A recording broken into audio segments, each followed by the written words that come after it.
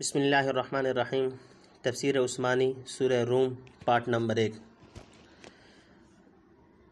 الف لام میم غلبت الروم، مغلوب ہو گئے رومی، فی ادنی الارض، ملتے ہوئے یعنی پاس والے ملک میں، نمبر 4، وہم من بعد غلبہم سیغلبون، اور وہ اس مغلوب ہونے کے بعد ان قریب غالب ہوں گے، فی بضع سنین، چند برسوں میں، نمبر 5، للہ، اللہ کے۔ یہ یاد رہے کہ یہاں پہ نمبر 4 سے تفسیر شروع ہوگی، نمبر 3 پچھلی صورت میں شامل ہو گیا تھا۔ نمبر 4، ادنی الارض کی تفسیر۔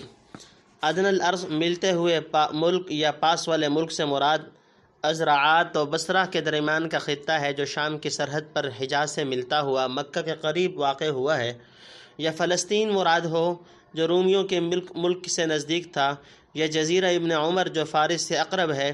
ابن حجر نے پہلے قول کی تصحیح کی ہے، واللہ عالم۔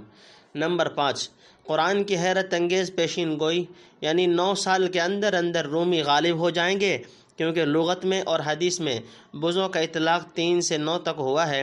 ان آیات میں قرآن نے ایک عجیب و غریب پیشین گوئی کی ہے جو اس کی صداقت کی عظیم الشان دلیل ہے۔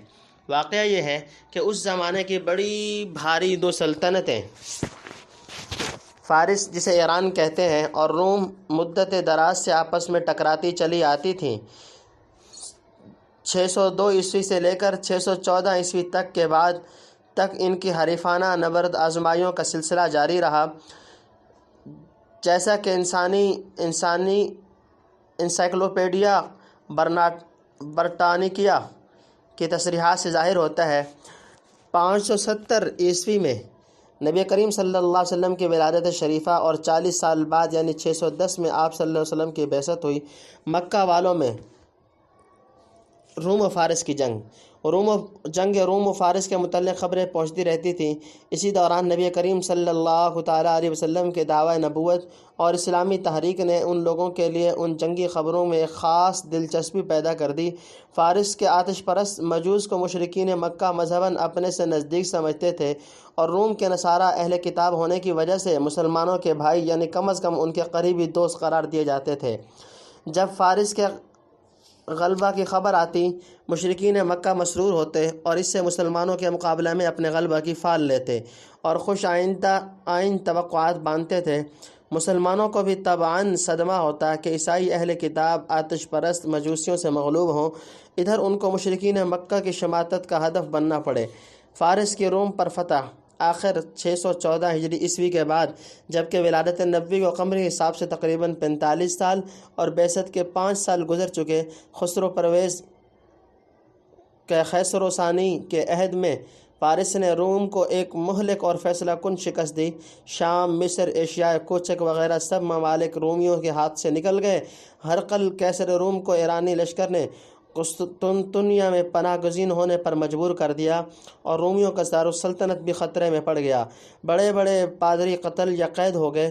بیت المقدس سے عیسائیوں کی سب سے زیادہ مقدس صلیب بھی ایرانی فاتحین لے اڑے۔ قیصر روم کا اقتدار بالکل فنا ہو گیا۔ بظاہر اسباب کی صورت روم کے ابھرنے اور فارس کے تسلط سے نکلنے کی باقی نہ رہی۔ مشرکین مکہ کی خوشیاں۔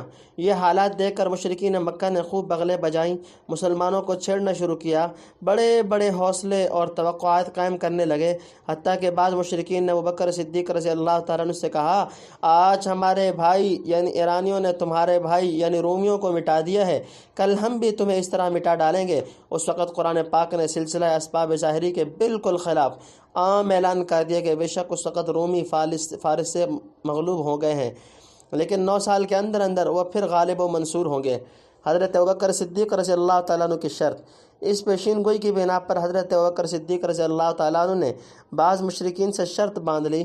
اس وقت تک ایسی شرط لگانا حرام نہ ہوا تھا کہ اگر اتنے سال تک رومی غالب نہ ہوئے تو میں 100 اونٹ تم کو دوں گا، ورنہ اسی قدر اونٹ تم مجھ کو دو گے۔ شروع میں حضرت ابوبکر رضی اللہ تعالیٰ نے اپنی رائے سے بضع سنین کی میعاد کچھ کم رکھی تھی۔ بعدہ نبی کریم صلی اللہ علیہ وسلم کے ارشاد سے بضع کی لغوی مدلول یعنی 9 سال پر معاہدہ ٹھہرا۔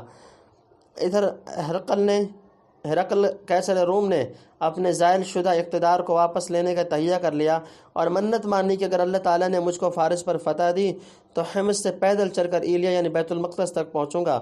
خدا کی قدرت دیکھو کہ قرآنی پیشین گوئی کے مطابق ٹھیک 9 سال کے اندر یعنی ہجرت کا 1 سال گزرنے پر عین بدر کے دن جب کہ مسلمان اللہ کے فضل سے مشرکین پر نمایاں فتح و نصرت حاصل کرنے کی خوشیاں منا رہے تھے، یہ خبر سن کر اور زیادہ مسرور ہوئے کہ رومی اہل کتاب کو اللہ خدا تعالیٰ نے ایران کے مجوسیوں پر غالب فرمایا۔ اس ضمن میں مشرکین مکہ کو مزید خذلان و خسران نصیب ہوا۔ قرآن کی عظیم الشان اور محیر العقول پیشین گوئی کی صداقت کا مشاہدہ کر کے بہت لوگوں نے اسلام قبول کیا اور حضرت ابوبکر صدیق رضی اللہ تعالیٰ عنہ نے 100 اونٹ مشرکین مکہ سے وصول کیے، جن کے متعلق حضور صلی اللہ علیہ وسلم نے حکم دیا کہ صدقہ کر دیے جائیں۔ فللہ الحمد علی نعمائہ الظاہرۃ وآلائہ الباہرۃ۔ الامر من قبل و من بعد، ہاتھ ہیں سب کے پہلے اور پچھلے۔ نمبر 1، ویومئذ یفرح المؤمنون، اور اس دن خوش ہوں گے مسلمان، بنصر اللہ، اللہ کی مدد سے۔ نمبر 2، ینصر من یشاء، مدد کرتا ہے جس کی چاہتا ہے، وہو العزیز الرحیم، اور وہی ہے زبردست رحم والا۔ نمبر 3، وعد اللہ لا یخلف اللہ وعدہ ولکن اکثر الناس لا یعلمون، اللہ کا وعدہ ہو چکا، خلاف نہ کرے گا اللہ اپنے وعدہ کے، لیکن بہت لوگ نہیں جانتے۔ نمبر 4، یعلمون ظاہرا من الحیات الدنیا، جانتے ہیں اوپر دنیا کے جینے کو، وہم عن الآخرۃ غافلون، اور وہ لوگ آخرت کی خبر نہیں رکھتے۔ نمبر 5، اولم یتفکروا فی انفسہم، کیا دھیان نہیں کرتے اپنے جی میں، ما خلق اللہ السماوات والارض وما بینہما الا بالحق وجل مسمی، کہ اللہ نے جو بنائے ہیں آسمان اور زمین اور جو کچھ ان کے بیچ میں ہے، سو ٹھیک سادھ کر اور وعدہ مقرر پر۔ نمبر 6، وَإِنَّ كَثِيرًا مِّنَ النَّاسِ بِلِقَاءِ رَبِّهِمْ لَكَافِرُونَ، اور بہت لوگ اپنے رب کا ملنا نہیں مانتے۔ نمبر 7، اولم يسيروا في الارض فينظروا كيف كان، کیا انہوں نے سیر نہیں کی ملک کی جو دیکھے انجام کیسا ہوا۔ تفسیر۔ نمبر 1، یعنی پہلے فارس کو غالب کرنا، روم کو مغلوب کرنا اور پیچھے حالات کو الٹ دینا سب اللہ کے قبضے میں ہے، صرف اتنی بات سے ہے کسی قوم کے مقبول و مردود ہونے کا فیصلہ نہیں ہو سکتا۔ وَتِلْكَ الْأَيَّامُ نُدَاوِلُهَا بَيْنَ النَّاسِ۔ نمبر 2، پیشین گوئی کا سچا ہونا، یعنی ایک تو اس دن اپنی فتح کی خوشی، اس پر مزید خوشی یہ ہوئی کہ رومی اہل کتاب جو نسبتاً مسلمانوں سے اقرب تھے، فارس کے مجوسیوں پر غالب آئے۔ قرآن کی پیشین گوئی کے صدق کا لوگوں نے مشاہدہ کر لیا، کفار مکہ کو ہر طرح ذلت نصیب ہوئی۔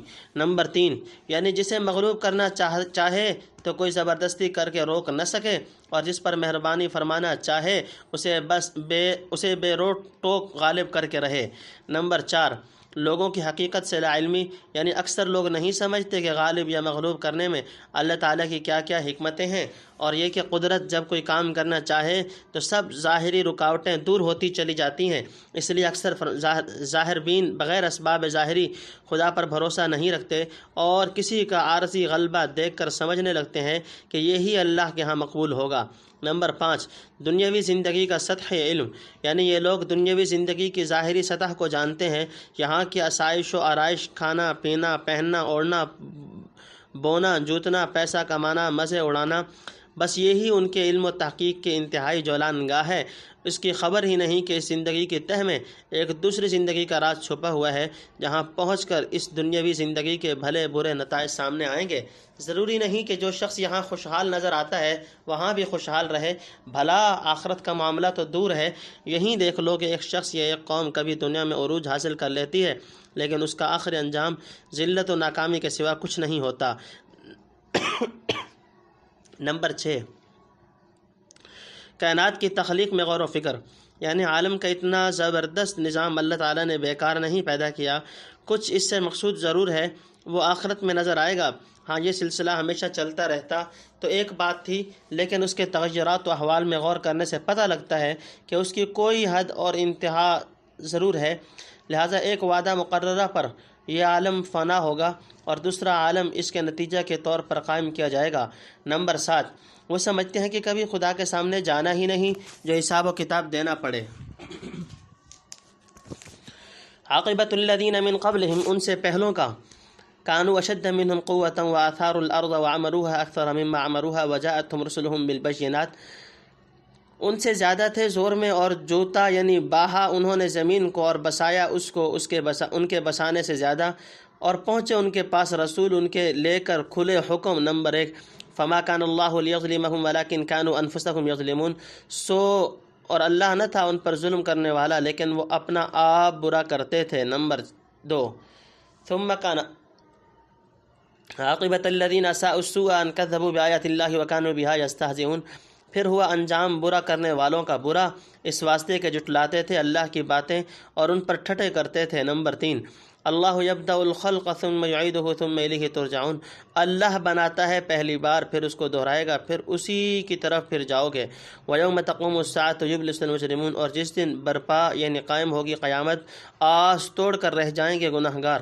ولم یکن لہم من شرکائہم شفعاء وکانوا بشرکائہم کافرین، اور نہ ہوں گے ان کے شریکوں میں کوئی ان کی سفارش کرنے والے اور وہ ہو جائیں گے اپنے شریکوں سے منکر۔ نمبر 4، ویوم تقوم الساعۃ، اور جس دن قائم یعنی برپا ہوگی قیامت۔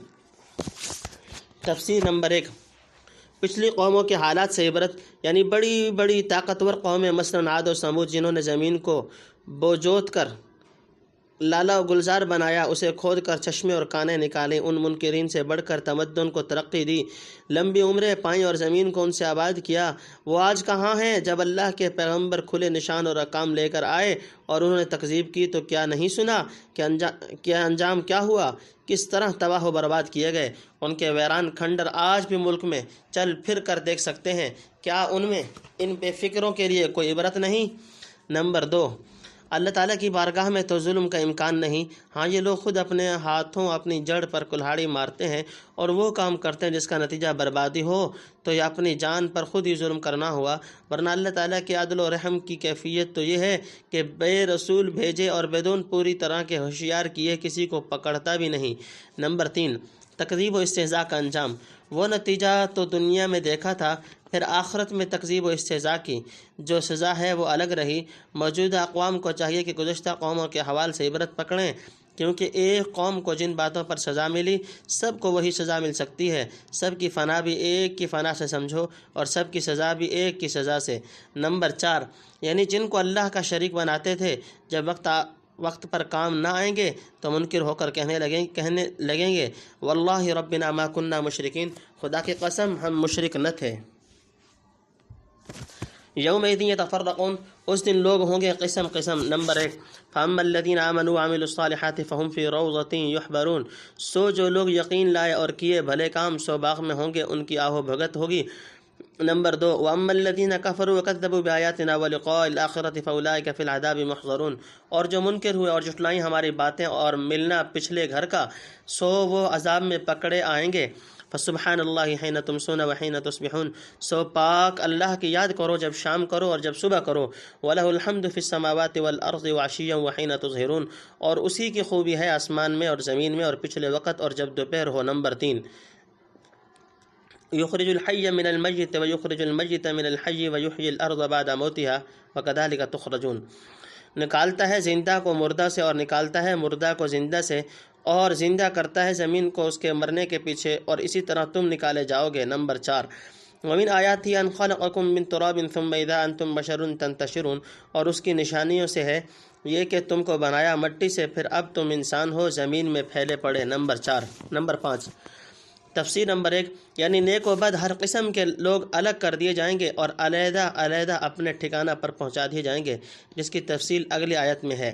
نمبر 2، یعنی انعام و اکرام سے نوازے جائیں گے اور ہر قسم کے لذت و سرور سے بہر اندوز ہوں گے، یہ نیکیوں کا ٹھکانہ ہوا۔ آگے بدوں کی جگہ بتلائی، مطلب یہ کہ دونوں میں ایسی تفریق اور جدائی کر دی جائے گی جس سے بڑھ کر کوئی جدائی نہیں ہو سکتی۔ نمبر 3، صبح و شام ذکر اللہ کی تاکید، یعنی جنت چاہتے ہو تو اللہ پاک کی یاد کرو جو دل زبان اعضاء و جوارح سب سے ہوتی ہے۔ نماز میں تینوں قسم کی یاد جمع کر دی گئی اور اوقات فرض نماز کے یہی ہیں جو آیت میں بیان ہوئے، یعنی صبح و شام جس میں مغرب و عشاء شامل ہیں، دن کے پچھلے وقت عصر اور دوپہر ڈھلنے کے بعد یعنی ظہر کی نمازیں ہیں۔ ان اوقات میں حق تعالیٰ کی رحمت یا قدرت و عظمت کے آثار بہت زیادہ نمایاں ہوتے ہیں۔ آفتاب عالم اجسام میں سب سے بڑا روشن کرہ ہے جس کے بلا واسطہ یا بالواسطہ فیض و تاثیر سے عالم اسباب میں شاید ہی کوئی مادی مخلوق مستثنیٰ ہو۔ نماز کے اوقات کی حکمت، جیسا کہ ارض النجوم کے مصنف نے بہت شرح و بس سے اس کو ثابت کیا ہے، اسی بنا پر سیارہ پرستوں نے اسے اپنا معبود اکبر قرار دیا تھا، جس کی طرف حضرت ابراہیم علیہ السلام کا قول ہادہ ربی ہادہ اکبر میں اشارہ ہے۔ اسی عرض و بیچارگی اور آفتاب پرستوں کی اس کے فیض سے محرومی کا کھلا ہوا مظاہرہ بھی انہی 5 وقتوں میں ہوتا ہے، صبح کو جب تک طلوع نہ ہوا ہو، اور دوپہر ڈھلنے پر جب کہ اس کے عروج میں کمی آنا شروع ہوئی ہو، اور عصر کے وقت جب کہ اس کی حرارت اور روشنی میں نمایاں طور پر ضعف آ گیا، اور غروب کے بعد جب اس کے نورانی شعاعوں کے اتصال سے اس کی پجاری محروم ہو گئے، پھر عشاء کے وقت جب شفق بھی غائب ہو گئی اور روشنی کے ادنا ترین آثار بھی افق پر باقی نہ رہے، ان اوقات میں موحدین کو حکم ہوا کہ خدائے اکبر کی عبادت کریں، اور شروع صلات ہی میں اللہ اکبر کہہ کر اس موحد اعظم ابراہیم خلیل اللہ صلی اللہ علیہ وسلم کی اقتداء کرتے رہیں، جس نے ہادہ ربی ہادہ اکبر کے بعد فرمایا تھا انی وجہت وجہی للذی فطر السماوات والارض حنیفا وما انا من المشرکین۔ سورہ انعام رکوع نمبر 9۔ شاید آیت ہادہ میں وَلَهُ الْحَمْدُ فِي السَّمَاوَاتِ وَالْأَرْضِ فرما کر یہی یاد دلایا کہ تسبیح و تنزیہ اور یاد کرنے کے لائق وہی ذات ہو سکتی ہے جس کی خوبی آسمان و زمین کی کل کائنات زبان حال و قال سے بیان کر رہی ہے۔ کوئی مجبور و عاجز مخلوق اس کا استحقاق نہیں رکھتی، خواہ وہ دیکھنے میں کتنی ہی بڑی کیوں نہ ہو۔ آگے اسی خدائے اکبر کی بعض شؤون عظیمہ اور صفات کاملہ کا بیان ہے تاکہ معبودیت کا استحقاق اور زیادہ واضح ہو جائے۔ اسی ضمن میں بعد الموت کے مسئلہ پر بھی کافی روشنی ڈالی گئی ہے۔ نمبر 4، مردہ سے زندہ کو اور زندہ سے مردہ کو پیدا کرنا، یعنی انسان کو نطفہ سے نطفہ کو انسان سے، جانور کو بیضہ سے اور بیضہ کو جانور سے، مومن کو کافر سے، کافر کو مومن سے پیدا کرتا ہے، اور جب زمین خشک ہو کر مر جاتی ہے تو رحمت کے پانی سے پھر زندہ کر کے سرسبز و شاداب کر دیتا ہے۔ غرض موت و حیات حقیقی ہو یا مجازی، حسی ہو یا معنوی، سب کی باغ اسی کے ہاتھ میں ہے۔ پھر تم کو زندہ کر کے قبروں سے نکال کھڑا کرنا اس کے نزدیک کیا مشکل ہوگا۔ نمبر 5، اللہ کی بعض نشانیاں، یعنی آدم کو مٹی سے بنایا، پھر دیکھو قدرت نے اسے کتنا پھیلایا کہ ساری زمین پر اس کی ذریت چھا گئی، اور زمین میں پھیل کر کیسی کیسی عجیب و غریب ہوشیاریاں اس کے مٹی کے پتلے نے دکھلائیں۔ وَمِنْ آيَاتِهِ أَنْ خَلَقَ لَكُم مِّنْ أَنفُسِكُمْ أَزْوَاجًا لِتَسْكُنُوا إِلَيْهَا وَجَعَلَ بَيْنَكُم مَّوَدَّةً وَرَحْمَةً، اور اس کی نشانیوں سے ہے یہ کہ بنا دیے تمہارے واسطے تمہاری قسم سے جوڑے کہ چین سے رہو، یعنی پکڑو ان کے پاس، اور رکھا تمہارے بیچ میں پیار اور مہربانی۔ إِنَّ فِي ذَلِكَ لَآيَاتٍ لِقَوْمٍ يَتَفَكَّرُونَ، البتہ اس میں بہت پتہ کی باتیں ہیں ان کے لیے جو دھیان کرتے ہیں۔ نمبر 1، وَمِنْ آيَاتِهِ خَلْقُ السَّمَاوَاتِ وَالْأَرْضِ وَاخْتِلَافُ أَلْسِنَتِكُمْ وَأَلْوَانِكُمْ، اور اس کی نشانیوں سے ہے آسمان اور زمین کا بنانا اور طرح طرح کی بولیاں تمہاری اور رنگ۔ إِنَّ فِي ذَلِكَ لَآيَاتٍ لِلْعَالِمِينَ، اس میں بہت نشانیاں سمجھنے سوچنے والوں کو۔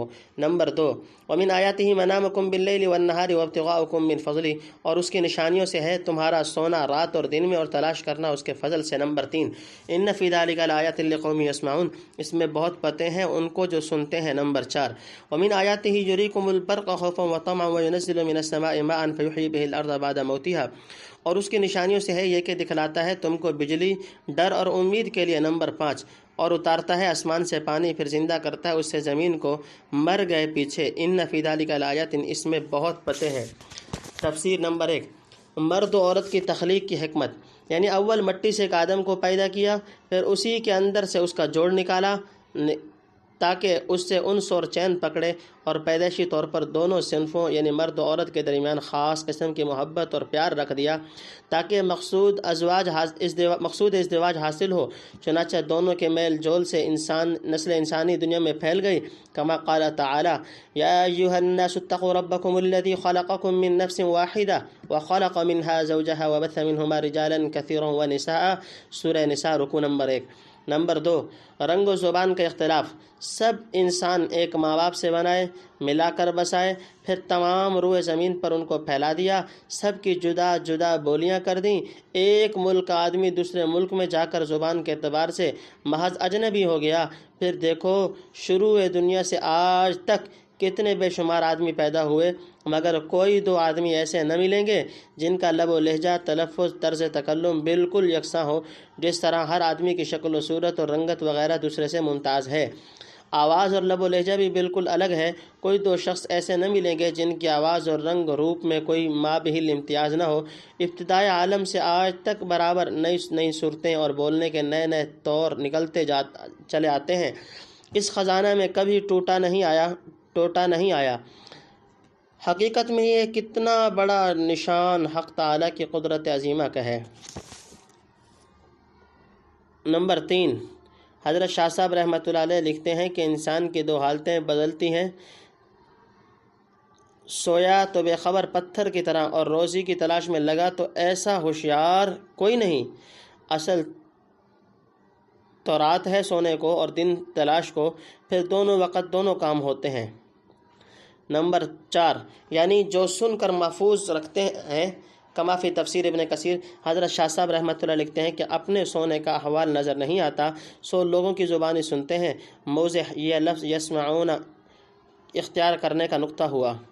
نمبر 5، بجلی کی چمک اور بارش میں نشانیاں۔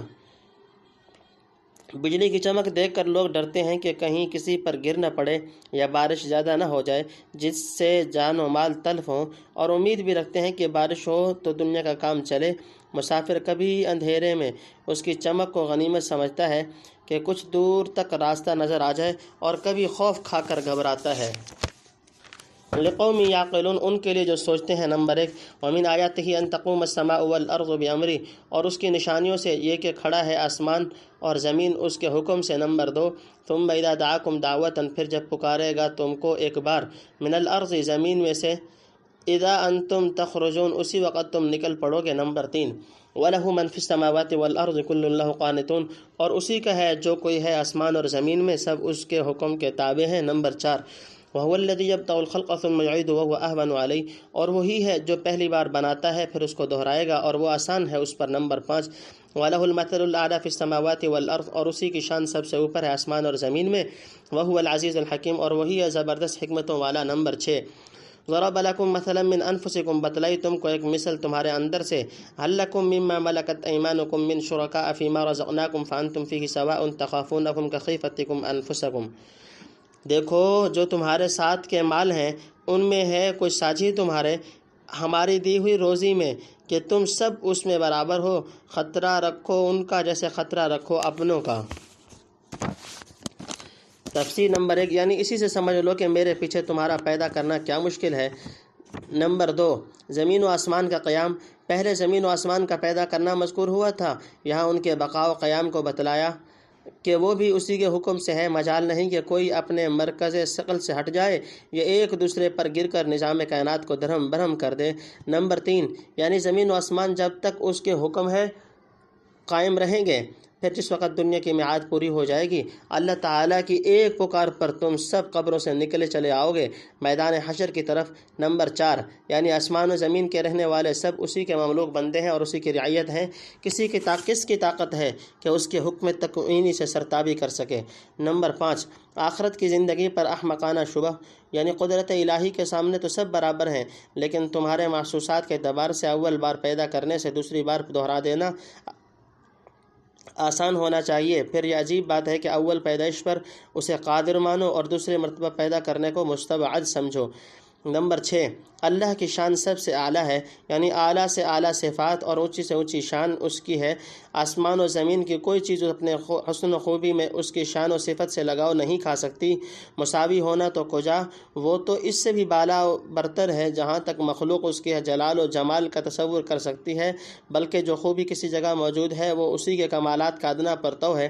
حضرت شاہ صاحب رحمۃ اللہ لکھتے ہیں کہ آسمان کے فرشتے نہ کھائیں نہ پئیں نہ حاجت بشری رکھیں سوائے بندگی کے کچھ کام نہیں، اور زمین کے لوگ سب چیز میں آلودہ، پر اللہ کی صفت نہ ان سے ملے نہ ان سے، وہ پاک ذات ہے۔ موضح، اے برتر از خیال و قیاس و گماں و وہم، وز ہرچہ گفتان شنیدم و خواندیم، منزل تمام گشت و بپیاں رسید عمر، ما ہم چنا در اول وصف تو ماندیم، وللہ در من قال، اے بروں از وہم وقال وقیل من، خاک بر فرق من تمثیل من۔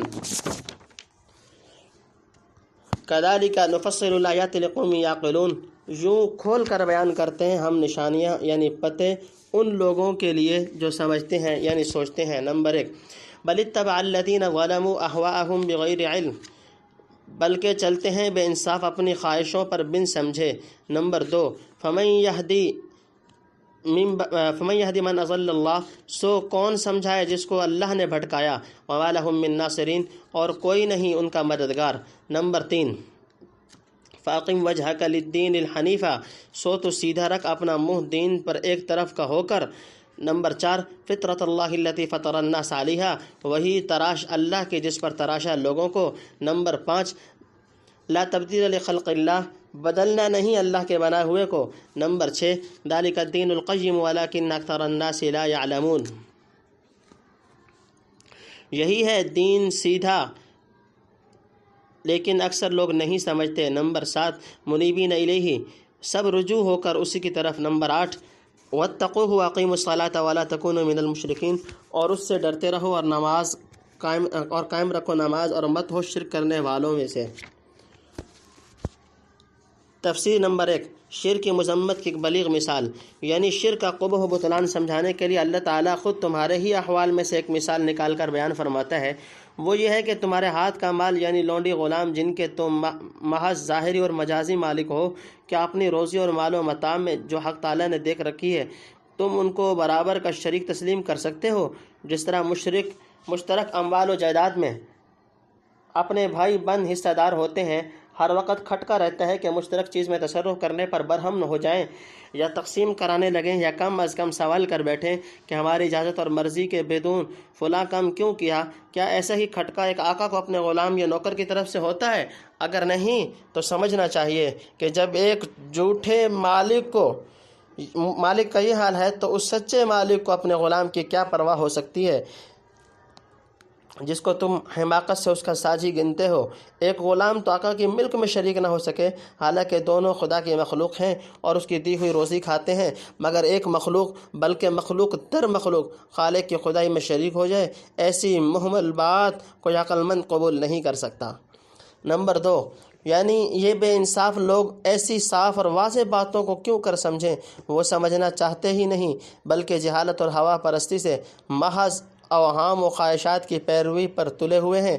نمبر 3، یعنی جس کو اللہ تعالیٰ نے اس کی بے انصافی، جہل اور ہوا پرستی کی بدولت راہ حق پر چلنے اور سمجھنے کی توفیق نہ دی، اب کون طاقت ہے جو اسے سمجھا کر راہ حق پہ لے آئے یا مدد کر کے گمراہی اور تباہی سے بچا لے؟ لہٰذا ایسوں کی طرف سے زیادہ متحسر اور غمگین ہونے کی ضرورت نہیں، ان سے قطع نظر کر کے آپ صلی اللہ علیہ وسلم ہماتن اپنے پروردگار کی طرف توجہ کیجیے اور دین فطرت پر جمے رہیے۔ نمبر 4، یعنی جو گمراہی سے کسی طرح نکلنا نہیں چاہتا اسے شرک کے دلدل میں پڑا رہنے دو، اور تم ہر طرف سے منہ موڑ کر خدا کے ہو رہو اور اس کے سچے دین کو پوری توجہ اور یکجہتی سے تھامے رکھو۔ نمبر 5، انسان کی فطرت اسلام ہے۔ اللہ تعالیٰ نے آدمی کی ساخت اور تراش شروع سے ایسی رکھی ہے کہ اگر وہ حق کو سمجھنا اور قبول کرنا چاہے تو کر سکے، اور بد فطرت سے اپنی اجمالی معرفت کی ایک چمک اس کے دل میں بطور تخم ہدایت کے ڈال دی ہے کہ اگر گرد و پیش کے احوال اور ماحول کے خراب اثرات سے متاثر نہ ہو اور اصلی طبیعت پر چھوڑ دیا جائے تو یقیناً دین حق کو اختیار کرے، کسی دوسری طرف متوجہ نہ ہو۔ عہد الستو کے قصہ میں اسی کی طرف اشارہ ہے، اور احادیث صحیحہ میں تصریح ہے کہ ہر بچہ فطرتاً اسلام پر پیدا ہوتا ہے، بعدہ ماں باپ اسے یہودی، نصرانی اور مجوسی بنا دیتے ہیں۔ ایک حدیث قدسی میں ہے کہ میں نے اپنے بندوں کو حنفاء پیدا کیا، پھر شیطان نے اغوا کر کے انہیں سیدھے راستے سے بھٹکا دیا۔ بہرحال دین حق، دین حنیف اور دین قیم وہ ہے کہ اگر انسان کو اس کی فطرت پر مخالف اتباع چھوڑ دیا جائے تو اپنی طبیعت سے اسی کی طرف جھکے۔ تمام انسانوں کی فطرت اللہ تعالیٰ نے ایسی ہی بنائی ہے جس میں کوئی تفاوت اور تبدیلی نہیں۔ فرض کرو اگر فرعون یا ابو جہل کی اصلی فطرت میں یہ استعداد اور صلاحیت نہ ہوتی تو ان کو قبول حق کا مکلف بنانا صحیح نہ ہوتا، جیسے اینٹ پتھر یا جانوروں کو شرائع کا مکلف نہیں بنایا۔ فطرت انسانی اسی یکسانیت کا یہ اثر ہے کہ دین کے بہت سے اصول مہمہ کو کسی نہ کسی رنگ میں تقریباً سب انسان تسلیم کرتے ہیں، گو ان پر ٹھیک قائم نہیں رہتے۔ حضرت شاہ صاحب رحمۃ اللہ علیہ لکھتے ہیں یعنی اللہ سب کا مالک، حاکم، سب سے نرالا، کوئی اس کے برابر نہیں، کسی کا زور اس پر نہیں، یہ باتیں سب جانتے ہیں، اس پر چلنا چاہیے۔ ایسے ہی کسی کی جان و مال کو ستانا، ناموس میں عیب لگانا ہر کوئی برا جانتا ہے۔ ایسے ہی اللہ کو یاد کرنا، غریب پر ترس کھانا، حق پورا دینا، دغا نہ کرنا ہر کوئی اچھا جانتا ہے۔ اس راستے پر چلنا وہی دین سچا ہے۔ یہ امور فطری تھے مگر ان کا بندوبست پیغمبروں کی زبان سے اللہ تعالیٰ نے سکھلا دیا۔ نمبر 6، یعنی اصل پیدائش کے اعتبار سے کوئی فرق اور تغیر و تبدل نہیں۔ ہر فرد انسان کی فطرت قبول حق کے لیے مستعد بنائی ہے۔ یا یہ مطلب کہ اللہ تعالیٰ نے جس فطرت پر پیدا کیا اس کو تم اپنے اختیار سے بدل کر خراب نہ کرو، بیچ تم میں ڈال دیا ہے، اسے بے توجہی یا بے تمیزی سے ضائع مت ہونے دو۔ نمبر 7، دین قیم یعنی سیدھا دین، یہی فطرت کی آواز ہے، پر بہت لوگ اس نقطہ کو سمجھتے نہیں۔ نمبر 8، دین فطرت کے چند اصول، یعنی اصل دین پکڑے رہو، اس کی طرف رجوع ہو کر اگر محض دنیاوی مصلحت کے واسطے یہ کام کیے تو دین درست نہ ہوگا۔ آگے دین فطرت کے چند اہم اصول کی طرف توجہ دلائی، مثلاً اتقاء یعنی خدا سے ڈرتے رہنا، نماز قائم رکھنا، شرک جلی و خفی سے بیزار اور مشرکین سے علیحدہ رہنا، اور اپنے دین میں پھوٹ نہ ڈالنا۔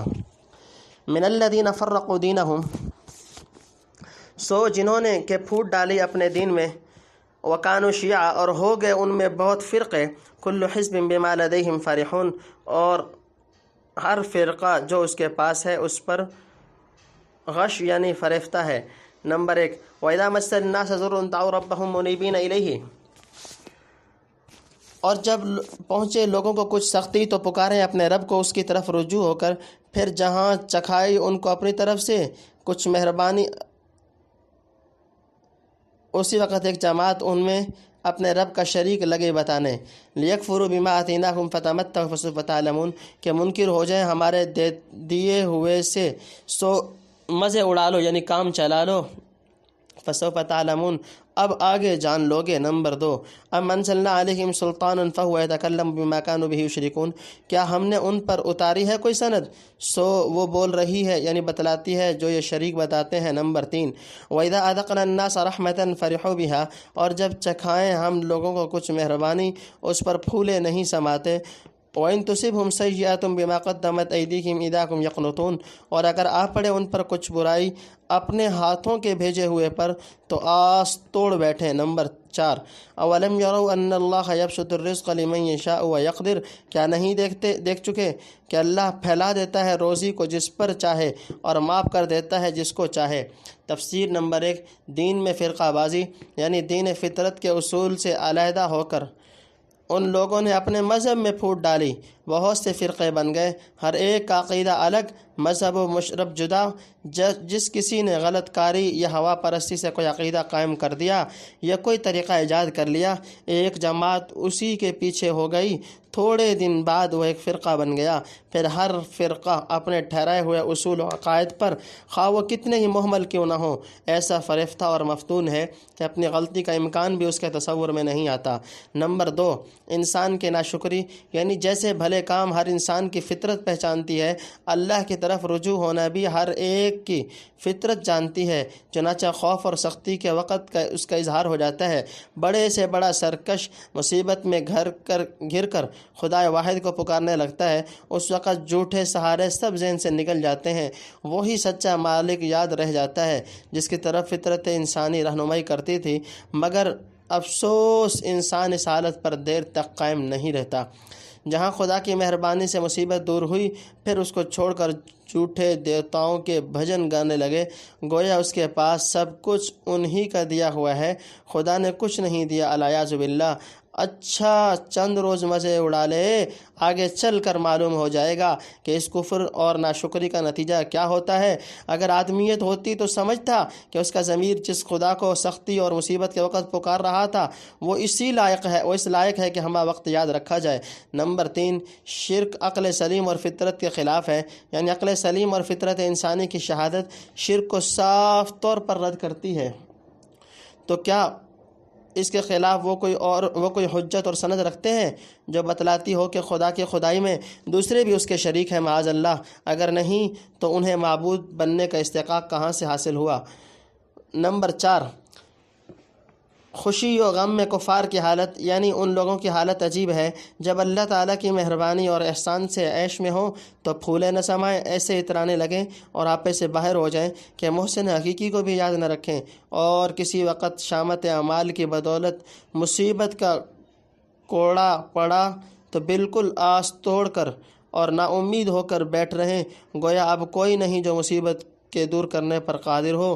مومن کا حال اس کے برعکس ہوتا ہے، وہ عیش و راحت میں منعم حقیقی کو یاد رکھتا ہے، اس کے فضل و رحمت پر خوش ہو کر دل و زبان سے شکر ادا کرتا ہے، اور مصیبت میں پھنس جائے تو صبر و تحمل کے ساتھ اللہ تعالیٰ سے مدد مانگتا ہے اور امید رکھتا ہے کہ کتنی ہی سخت مصیبت ہو اور ظاہری اسباب کتنے ہی مخالف ہوں، اس کے فضل سے سب فضا بدل جائے گی۔ تنبیہ، ایک آیت پہلے فرمایا تھا لوگ سختی کے وقت خالص خدا کو پکارنے لگتے ہیں، یہاں فرمایا کہ برائی پہنچتی ہے تو آس توڑ کر بیٹھ رہتے ہیں۔ دونوں میں کچھ اختلاف نہیں۔ پہلی حالت یعنی خدا کو پکارنا ابتدائی منزل ہے، پھر جب مصیبت اور سختی میں امتداد ہوتا ہے تو آخر گھبرا کرنا امید ہو جاتا ہے، یعنی یا بعض لوگوں کا وہ حال ہو، بعض کا یہ ہو، واللہ تعالی عالم۔ ان فی ذلک لآیات لقوم یؤمنون، اس میں نشانیاں ہیں ان لوگوں کو جو یقین رکھتے ہیں۔ نمبر 1، فآت ذی القربى حقہ والمسکین وابن السبیل، سو تو دے قرابت والے کو اس کا حق اور محتاج کو اور مسافر کو۔ ذلک خیر للذین یریدون وجہ اللہ واولئک هم المفلحون، یہ بہتر ہے ان کے لیے جو چاہتے ہیں اللہ کا منہ یعنی رضامندی، اور وہی ہے جن کا بھلا ہے۔ نمبر 2، وما آتیتم من ربا لیربو فی اموال الناس فلا یربو عند اللہ، اور جو دیتے ہو بیاج پر کہ بڑھتا رہے لوگوں کے مال میں، سو وہ نہیں بڑھتا اللہ کے یہاں۔ وما آتیتم من زکوٰۃ تریدون وجہ اللہ فاولئک هم المضعفون، اور جو دیتے ہو پاک دل سے چاہ کر رضامندی اللہ کی، سو یہ وہی ہیں جن کے دونے ہوئے۔ نمبر 3، اللہ الذی خلقکم ثم رزقکم ثم یمیتکم ثم یحییکم، اللہ وہی ہے جس نے تم کو بنایا، پھر تم کو روزی دی، پھر تم کو مارتا ہے، پھر تم کو جلائے گا۔ حل من شرکائکم من یفعل من ذلکم من شیء، کوئی ہے تمہارے شریکوں میں جو کر سکے ان کاموں میں سے کوئی ایک کام؟ سبحانہ و تعالی عما یشرکون، وہ نرالا ہے اور بہت اوپر ہے اس سے کہ شریک بتلاتے ہیں۔ نمبر 4، ظہر الفساد، پھیل پڑی ہے خرابی۔ تفسیر، نمبر 1، روزی میں تنگی اور وسعت کی حکمت، یعنی ایمان و یقین والے سمجھتے ہیں کہ دنیا کی سختی، نرمی اور روزی کا بڑھانا گھٹانا سب اسی رب قدیر کے ہاتھ میں ہے، لہٰذا جو حال آئے بندہ کو صبر اور شکر سے رضا بقضا رہنا چاہیے۔ نعمت کے وقت شکر گزار رہے اور ڈرتا رہے کہیں چھن جائے، اور سختی کے وقت صبر کرے اور امید رکھے کہ حق تعالیٰ اپنے فضل و عنایت سے سختیوں کو دور فرما دے گا۔ نمبر 2، اقربا مساکین کا حق، یعنی جب فطرت کی شہادت سے یہ ثابت ہو گیا کہ حقیقی مالک اور رب وہی اللہ ہے، دنیا کی نعمتیں سب اسی کی عطا کی ہوئی ہیں، تو جو لوگ اس کی خوشنودی چاہتے ہیں اور اس کے لقاء و دیدار کے آرزو مند ہیں، چاہیے کہ اس کے دیے ہوئے میں سے خرچ کریں۔ مسافر، محتاج اور غریب رشتہ داروں کی خبر لیں، اہل قرابت کے حقوق درجہ بدرجہ ادا کرتے رہیں، ایسے ہی بندوں کو دنیا و آخرت کی بھلائی نصیب ہوگی۔ نمبر 3، سود سے مال گھٹتا اور زکوٰۃ سے بڑھتا ہے، یعنی سود بیاج سے گو بظاہر مال بڑھتا دکھائی دیتا ہے لیکن حقیقت میں گھٹ رہا ہے۔ جیسے کسی آدمی کا بدن ورم سے پھول جائے، وہ بیماری یا پیام موت ہے، اور زکوٰۃ نکالنے سے معلوم ہوتا ہے کہ مال کم ہوگا، فی الحقیقت وہ بڑھتا ہے۔ جیسے کسی مریض کا بدن مسہل و تنقیح سے گھٹتا دکھائی دے مگر انجام اس کا صحت ہو، سود اور زکوٰۃ کا حال بھی انجام کے اعتبار سے ایسا ہی سمجھ لو۔ یمحق اللہ الربا ویربی الصدقات، سورہ بقرہ رکوع نمبر 38۔ حدیث میں ہے کہ ایک کھجور جو مومن صدقہ کرے قیامت کے دن بڑھ کر پہاڑ کے برابر نظر آئے گی۔ تنبیہ، بعض مفسرین نے ربا سے یہاں سود بیاج مراد نہیں لیا، بلکہ آیت کا مطلب یہ بیان کیا ہے کہ جو آدمی کسی کو کچھ دے اس غرض سے کہ دوسرا اس سے بڑھ کر احسان کا بدلہ دے گا، تو یہ دینا اللہ کے ہاں موجب برکت و ثواب نہیں، گو مباح ہے، اور پیغمبر علیہ الصلوۃ والسلام کے حق میں تو مباح بھی نہیں۔ ولا تمنن تستکثر، سورہ مدثر رکوع نمبر 1، واللہ تعالی عالم۔ نمبر 4، یعنی مارنا، جلانا، روزی دینا، سب کام تو تنہا اس کے قبضہ میں ہوئے، پھر دوسرے شریک کدھر سے آ کر الوہیت کے مستحق بن گئے۔ فی البر والبحر بما کسبت ایدی الناس لیذیقہم بعض الذی عملوا لعلہم یرجعون، جنگل میں اور دریا میں لوگوں کے ہاتھ کی کمائی سے چکھانا چاہے ان کو کچھ مزہ ان کے کام کا، تاکہ وہ پھر آئیں۔ نمبر 1، قل سیروا فی الارض فانظروا کیف کان عاقبۃ الذین من قبل، تو کہہ پھرو ملک میں اور دیکھو کیسا ہوا انجام پہلوں کا۔ نمبر 2، کان اکثرهم مشرکین، بہت ان میں تھے شرک کرنے والے۔ فاقم وجهک للدین القیم من قبل ان یأتی یوم لا مرد له من اللہ یومئذ یصدعون، سو تو سیدھا رکھ اپنا منہ سیدھی راہ پر۔ نمبر 3، اس سے پہلے کہ آ پہنچے وہ دن جس کو پھرنا نہیں اللہ کی طرف سے۔ نمبر 4، اس دن سے لوگ جدا جدا ہوں گے۔ نمبر 5، من کفر فعلیہ کفرہ، جو منکر ہوا سو اس پر پڑے اس کا منکر ہونا۔ نمبر 6، ومن عمل صالحا فلانفسہم یمہدون، اور جو کوئی کرے بھلے کام سو وہ اپنی راہ سنوارتے ہیں۔ نمبر 7، لیجزی الذین آمنوا وعملوا الصالحات من فضلہ، تاکہ وہ بدلہ دے ان کو جو یقین لائے اور کام کیے بھلے اپنے فضل سے۔ نمبر 8، انہ لا یحب الکافرین، بے شک اس کو نہیں بھاتے انکار والے۔ نمبر 9، ومن آیاتہ ان یرسل، اور اس کی نشانیوں میں ایک یہ ہے کہ چلاتا ہے۔ تفسیر۔ نمبر 1، لوگوں کی بدعملی سے بحر و بر میں فساد، یعنی لوگ دین فطرت پر قائم نہ رہے، کفر و ظلم دنیا میں پھیل پڑا، اور اس کی شامت سے ملکوں اور جزیروں میں خرابی پھیل گئی، نہ خشکی میں امن و سکون رہا نہ تری میں، روئے زمین کو فتنہ فساد نے گھیر لیا، بحری لڑائیوں اور جہازوں کی لوٹ مار سے سمندروں میں بھی طوفان بپا ہو گیا۔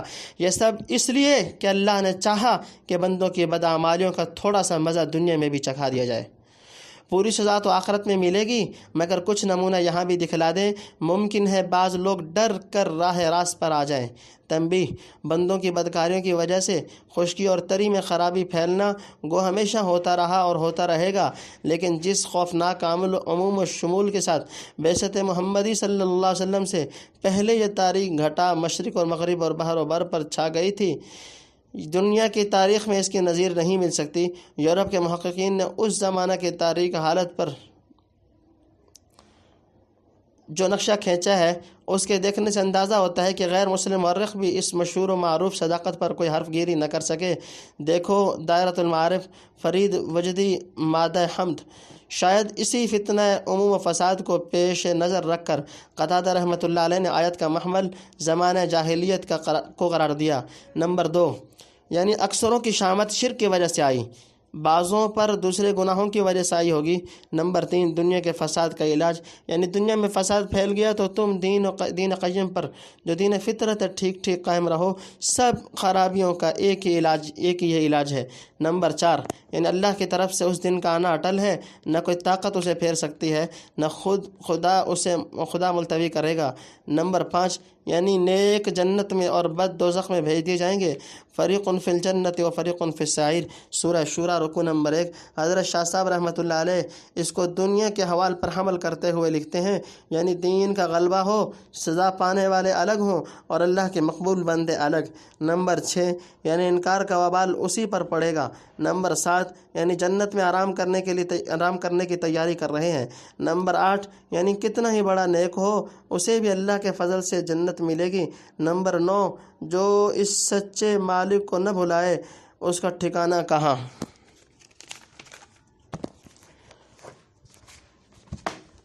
الرياح مبشرات وليذيقكم من رحمته ولتجري الفلك بأمره ولتبتغوا من فضله ولعلكم تشكرون، ہوائیں خوشخبری لانے والیاں، اور تاکہ چکھائے تم کو کچھ مزہ اپنی مہربانی کا۔ نمبر 1، اور تاکہ چلے جہاز اس کے حکم سے۔ نمبر 2، اور تاکہ تلاش کرو اس کے فضل سے، اور تاکہ تم حق مانو۔ نمبر 3، وَلَقَدْ أَرْسَلْنَا مِنْ قَبْلِكَ رُسُلًا إِلَىٰ قَوْمِهِمْ فَجَاءُوهُمْ بِالْبَيِّنَاتِ فَانْتَقَمْنَا مِنَ الَّذِينَ أَجْرَمُوا وَكَانَ حَقًّا عَلَيْنَا نَصْرُ الْمُؤْمِنِينَ، اور ہم بھیج چکے ہیں تجھ سے پہلے کتنے رسول اپنی قوم کے پاس، سو پہنچے ان کے پاس نشانیاں لے کر، پھر بدلہ لیا ہم نے ان سے جو گناہ گار تھے، اور حق ہے ہم پر مدد ایمان والوں کی۔ نمبر 4 اللہ الذی یرسل الریاح فتثیر سحابا فیبسط فی السماء کیف یشاء، اللہ ہے جو چلاتا ہے ہوائیں پھر وہ اٹھاتی ہیں بادل کو پھر پھیلا دیتا ہے اس کو آسمان میں جس طرح چاہے۔ نمبر 5 وَيَجْعَلُهُ كِسَفًا فَتَرَى الْوَدْقَ يَخْرُجُ مِنْ خِلَالِهِ، اور رکھتا ہے اس کو تہ بتہ پھر تو دیکھے می کو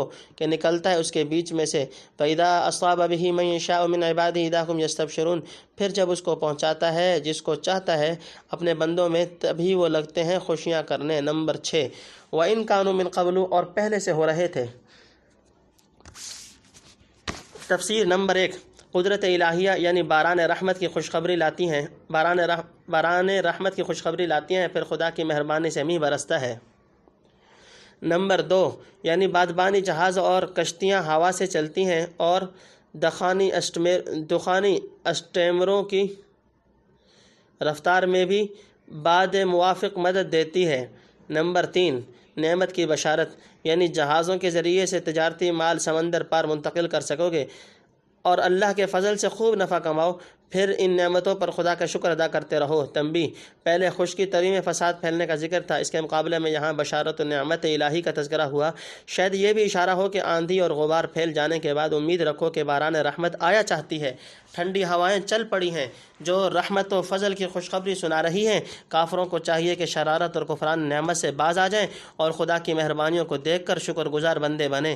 نمبر 4 مومنین کی مدد کا وعدہ۔ پہلے فرمایا تھا کہ مقبول اور مردود جدا کر دیے جائیں گے، منکروں پر ان کے انکار کا وبال پڑے گا، وہ اللہ کو اچھے نہیں لگتے۔ اب بتلاتے ہیں کہ اس کا اظہار دنیا ہی میں ہو کر رہے گا، کیونکہ اللہ کی عادت اور وعدہ ہے کہ مجرمین و مکذبین سے انتقام لے اور مومنین کاملین کو اپنی امداد و اعانت سے دشمنوں پر غالب کرے۔ بیچ میں ہوا کا ذکر اس واسطے آیا کہ جیسے باران رحمت کے نزول سے پہلے ہوائیں چلتی ہیں، اسی طرح دنیا کے غلبہ کی نشانیاں روشن ہوتی جاتی ہیں۔ نمبر 5 یعنی پہلے کسی طرف پیچھے کسی طرف، اسی طرح دین بھی پھیلے گا چنانچہ پھیلا دیا۔ نمبر 6 بارش اور بادل کا نظام۔ اسی طرح جو ایمانی اور روحانی بارش سے منتفع ہوں گے وہ خوشیاں منائیں گے۔ سورہ روم کا پہلا پارٹ اپنے اختتام کو پہنچا۔